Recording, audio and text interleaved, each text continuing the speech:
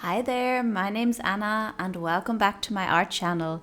So in today's video we're going to be working on another Magnolia art piece, and this time I'm working in coloured pencil. And I think this is actually my first video of a full coloured pencil drawing. So I hope you enjoy it, and let me know if you do. Remember to give me a thumbs up if you enjoy the video and to subscribe to my channel. That would really help me out. Anyway, so first coloured pencil video. I guess it's a bit of a tutorial, but obviously I haven't been using these very long, so I am not yet an expert. I got my set of Polychromos coloured pencils from my Christmas present from my mother, and I've been using them on and off since. I've done a couple of drawings, a couple of full drawings as well. I've also used them in combination with my alcohol markers and with my watercolours as final layers. But most of all I'm enjoying using them on their own, and I'm really enjoying the way these drawings turn out. I mean, you've just got a lot of control, and it just, I don't know, it looks very refined once you've finished a coloured pencil drawing. They've just all turned out really nicely, I think, and I mean that doesn't always happen with other media, depending on how fast you're going, or I don't know, you can't go very fast with coloured pencils, so it always turns out nice, I find. Anyway, I've already sketched out my Magnolia branch with one of the blossoms, and I'm working on toned paper, which I've also been enjoying. The first few drawings I did on white paper, but I really enjoy the toned paper because you can make the light colours show up much better. And I've started working on the branch here. And the important thing with coloured pencils, I guess, that's what I've heard in all the other tutorials, is to slowly build up layers. And in this case, I put down the white marks first of all. We're using a wax-based coloured pencil. I especially bought the Derwent Drawing Chinese White because that's meant to be the most opaque coloured pencil, and it's more wax-based than my Polychromos. And I put down these white marks first, and then I'm just kind of working around them mostly, because if I was to put them on top, they would not appear as white. So I put them down first to make sure I know where those white marks are, so I can work around them properly. I'm using a variety of different brown tones, and I'm making sure to have the bottom of the branch a little darker where there's a shade. And I'm just slowly building up the layers, and the more layers I've added, the more pressure I start applying until I'm kind of burnishing it into each other. You can also use a solvent to blend colours into each other, but I don't have a solvent that doesn't have a really strong odour, so I don't really use this technique so much. I do have a colourless blender from my alcohol markers, which I'll use occasionally, but I don't think I use it on this drawing. And you can see I'm also adding in some reds to this branch because it's a very reddish brown, and maybe it's also reflecting a little bit of the pink of the Magnolia blossoms. I'm also using my Polychromos white for some of this. I'm just working the coloured pencils into each other bit for bit.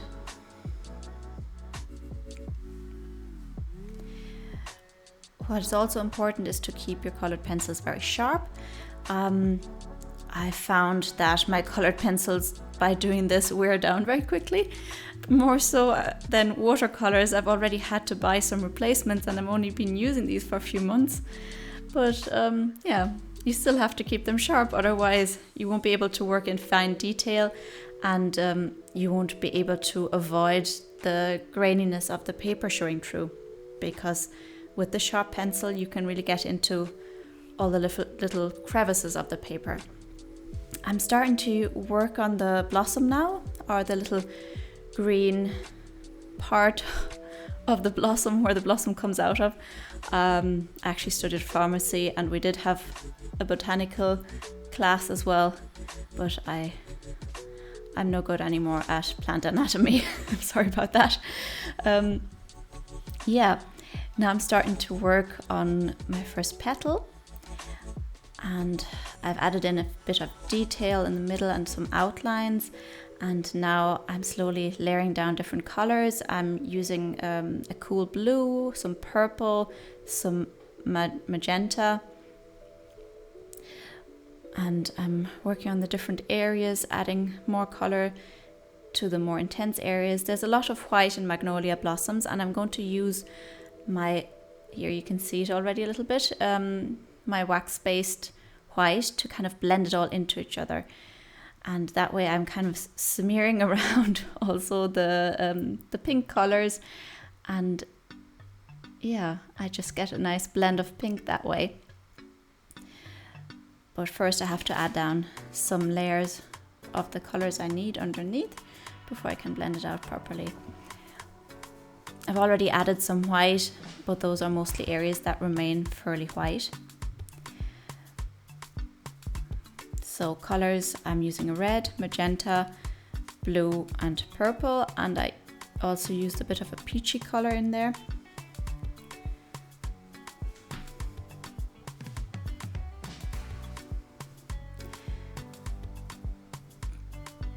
That one's my magenta pencil. And now you can see me blending it out or burnishing with the white pencil,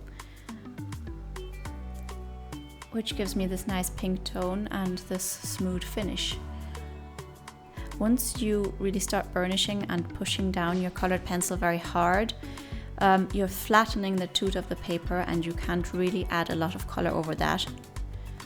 I did go in with a few details after I used the white, but it wasn't possible to put down a lot more, or it shouldn't be possible anyway. Added another little blossom, another little petal there in the background, and darkening the area that's more in the shadow with my blue and purple pencil, and blending it all out again with my white wax-based pencil.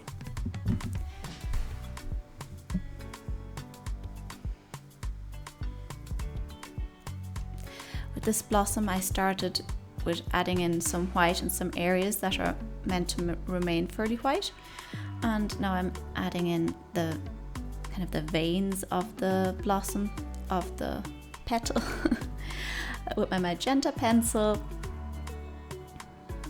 so I have kind of the texture of the petal right.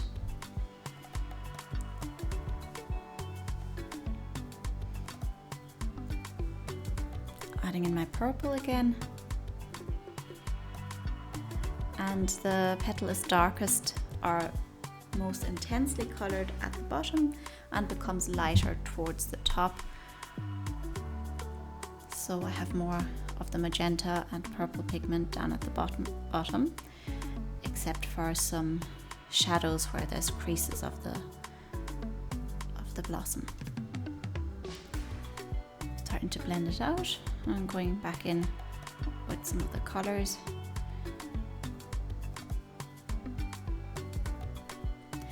And there's another lovely petal finished. I imagine a colorless blender would also be very useful to blend different colors into each other when you're not using white, because it really works very well with the white colored pencil, but sometimes you don't want to add white and make it as opaque, and I guess it could make colors a bit muddy if you add white on top or lighten them up. Sometimes you'd just want to blend two colors into each other, and of course you can use the colors at hand, the colors you're actually using, and just kind of push them into each other. But I do imagine a colorless blender might be useful. I haven't used one yet.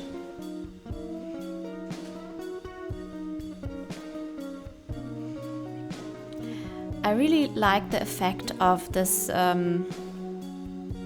of the drawing on the toned paper. I mean, it saves you a lot of time because you don't necessarily have to add in a background, and it already looks very finished that way.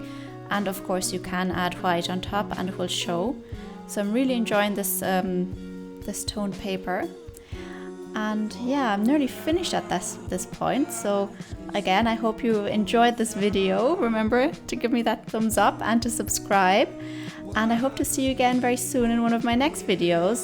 And yeah, let me know what you think of my colored pencil work.